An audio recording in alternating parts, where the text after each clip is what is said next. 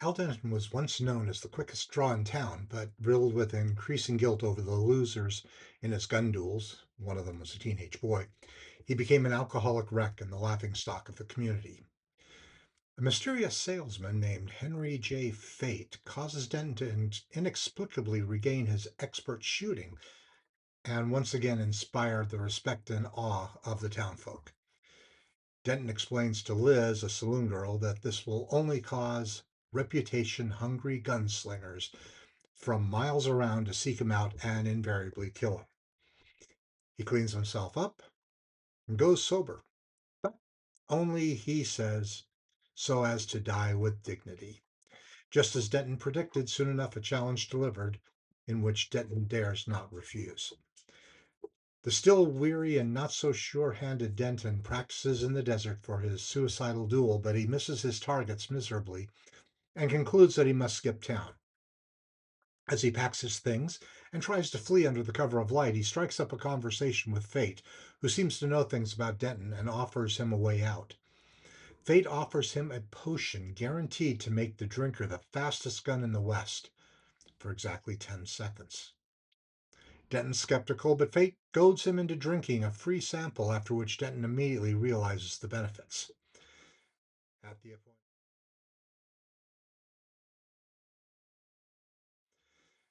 at the appointed time, Denton faces his challenger, Pete Grant, a brash young gunslinger. Denton downs his potion only to find his opponent holding an identical empty bottle. Grant and Denton both realize that Fate tricked them, but it is too late to back out of the duel.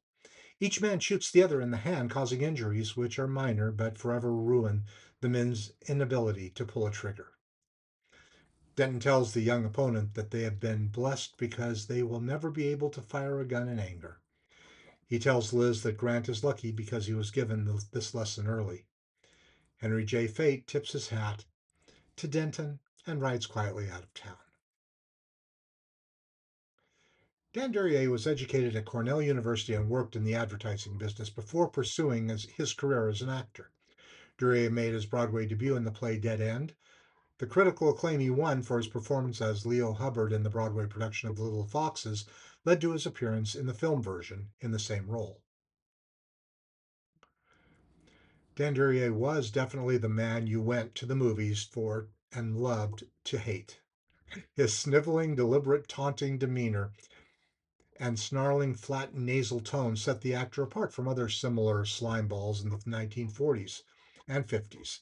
From his very first picture, the highly acclaimed The Little Foxes, in 1941, in which he portrayed the snotty nephew, Leo Hubbard, who would easily sell his own mother down the river for spare change, the tall, lean, and mean Duryea became a particularly guilty pleasure, particularly in film noir, melodramas, and westerns. Born in White Plains, New York on January 23, 1907, the son of a textile salesman, Dan expressed an early interest in acting and was a member of his hometown high school's drama club. Majoring in English at Cornell University and president of his university drama society, he abruptly changed the course of his career after deciding that the advertising business was perhaps a more level headed pursuit. The frantic pace in such a cutthroat field, however, unexpectedly triggered a mild heart attack in his late 20s, and he gave it all up in favor of his first love, acting, all the better in the long run for film goers. Following some summer stock experience, Duryea made his Broadway debut in a bit part in the Depression era play Dead End in 1935. He progressed to the leading role of Gimpy later in the show's year long run and never looked back. It was his yellow bellied varmint in Broadway's Missouri Legend in 1938 that led to his delicious assignment as Nephew Leo in The Little Foxes, starring Tallulah Bankhead, the following year. Playing the part for the entire Broadway run, he then capped it off by joining a national tour.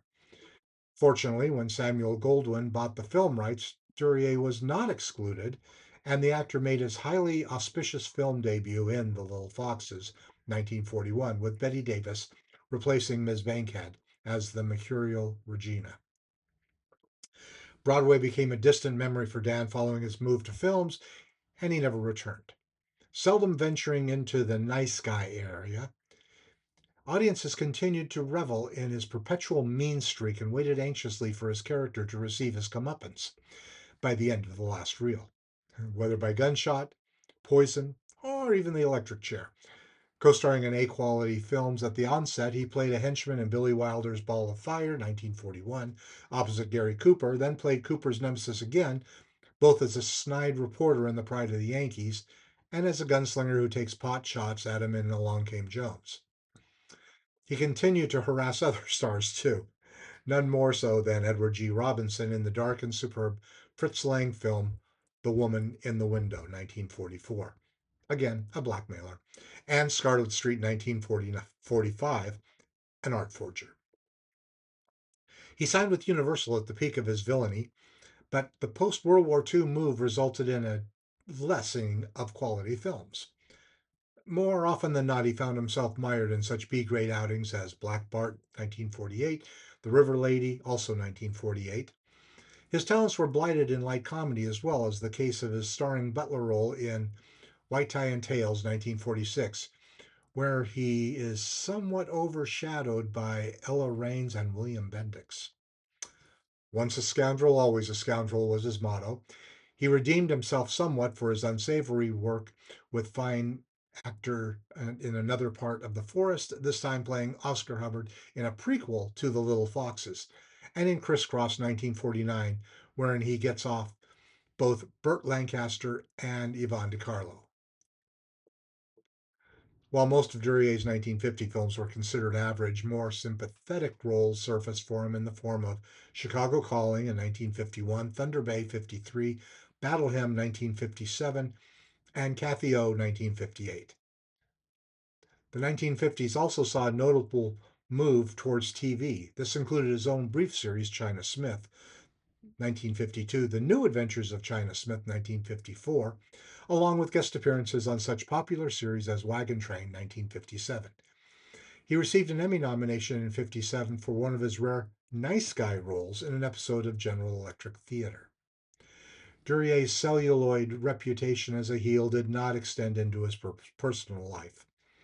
Long married from 1932 to Helen Bryan, and a family man at heart, he was once a scoutmaster and a PTA parent. He had two children. One of them, Peter Duryea, became an actor for about a decade in the mid-60s. Father and son, in fact, appeared together in the Western films Taggart in 64, The Bounty Hunter in 1965. A second son, Richard, became a talent agent. Duryea found the pickings slim in his final years and even went overseas to drum up some work in European low-budgeters, including spaghetti westerns. In 1967, he appeared in Winchester 73, 1967, yes, a made-for-TV remake of one of his more popular 1950s Western films, Winchester 73, 1950. His last acting came in the recurring form of a shady con man, Eddie Jacks, on the popular nighttime soap opera, Peyton Place. Wife Helen died in January of 67 of heart problems, and Dan followed her to the grave a year later, at age 61, after being diagnosed with cancer. They were buried in Forest Lawn Cemetery in Los Angeles.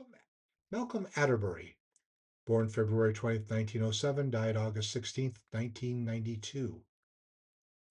A native of Philadelphia, Atterbury was the son of Malcolm MacLeod Sr. and Arminia Clara Rosengarten MacLeod. He had an older sister, Elizabeth, a twin brother, Norman, and a younger brother, George Rosengarten MacLeod. After his father's death, his mother remarried to General William Wallace Atterbury, president of the Pennsylvania Railroad.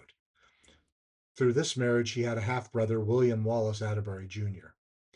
He graduated from the Hill School in Pottstown, Pennsylvania.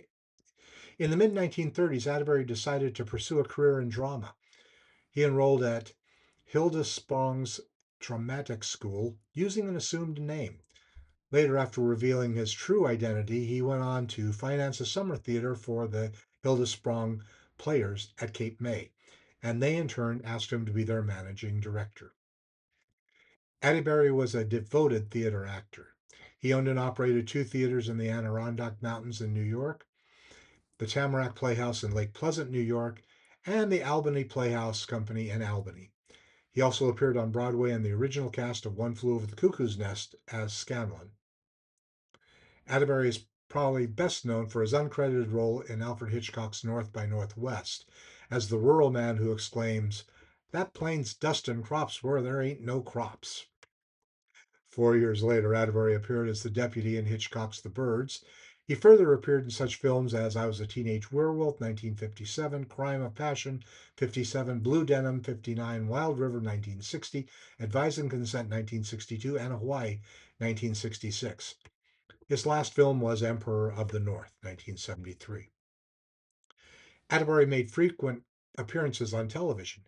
He was cast in 5 episodes of CBS's murder mystery Perry Mason during the late 1950s and early 60s. 3 times he played the murderer. He played Sam Burris in the 57 episode The Case of the Angry Mourner. His guest starring roles included appearances on Gunsmoke, Twilight Zone, Alfred Hitchcock Presents, The Asphalt Jungle, Half Gun Will Travel, Wagon Train, Window on Main Street, Straightaway, Bonanza, Hazel, Kentucky Jones, The Odd Couple, The Rookies, The Sheriff of Cochise, The Fugitive, State Trooper, Rescue 8, Fury, The Man from Black Hawk, The Tall Man, Invaders, The Andy Griffith Show, The Bob Newhart Show. He had a regular role as grandfather Alden on the 1974-75 CBS television drama Apple's Way. Atterbury was married 1937 to Ellen Hayes Hardless, who later became Montgomery County District Attorney. When the camera scans down the town at the beginning, many large oil wells can be seen in the distance. In 1966, Dan Duryea would guest star on an episode of The Virginian TV series, which co-starred Doug McClure, who played Peter Grant. Al Denton is shown singing the song How Dry I Am in order to get a drink from Dan Hodling. However, what we know as How Dry I Am was part of Irving Berlin's The Near Future, which was written in 1919. This episode takes place before the 20th century. Denton is so poor that he can't afford a drink, yet he somehow has the money for a shave, new clothes, a hat, and a hotel room and a holster. This is the first of 32 appearances of Robert McCord. He was uncredited as the stagecoach driver.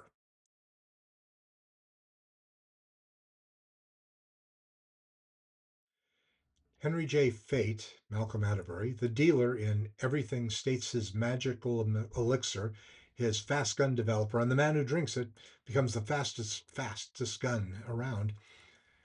He'll be able to shoot a hole through a silver dollar in midair at 100 feet or better without even aiming. It's guaranteed to last for 10 seconds. After 10 seconds, the user's on his own.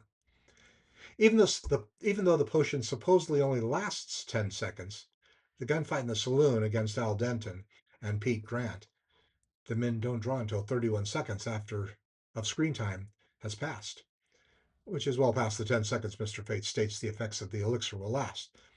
As in most Hollywood productions, time's slower on screen to create more tension. 10 seconds would have made far less suspense time. Oh, yes, and TV antennas can be spotted in the distance.